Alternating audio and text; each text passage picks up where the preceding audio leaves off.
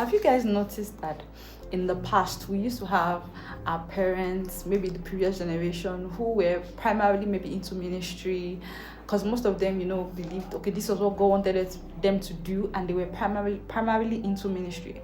But these days, you see that we're having people who are into ministry and into different things. Okay, we have people who now, of course, there are people who God actually says prioritize ministry, but they have maybe businesses, they're playing in different fields and all.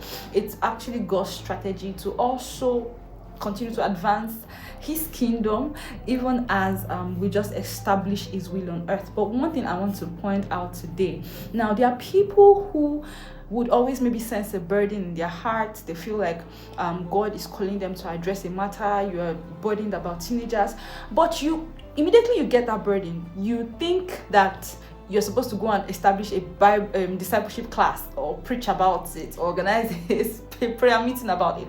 Not necessarily. The fact that you sensing that burden doesn't always mean that it should be addressed through ministry. Fine, that might be what you've always seen, or everybody around you is doing, or maybe your mentor. But what if God is telling you to play in another space or another arena to resolve that problem? For instance, you can be burdened about teenagers, and then God is saying, I want you to use education to resolve this problem. So I want you to go ahead and improve maybe a curriculum, work on, policies and other things. Another person can have that same burden, and God can say, okay, I want you to play in the media space, and this is how I want you to resolve that problem.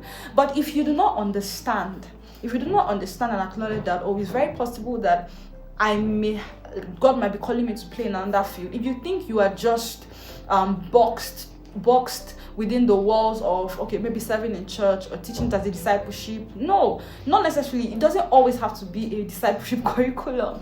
It can be that for some people, but it may not be that for everybody. So he might be saying, okay, I want you to I'm sending you into this fair, fashion, media, education, policy, different things, science, tech, different kind of things. So whenever you get a burden, fine, you might be used to everybody around you, your mentors, they're all ministers, and you immediately think, okay, so I'm being called into ministry. Not necessarily. You actually have to ask, like, how am I supposed to resolve this problem?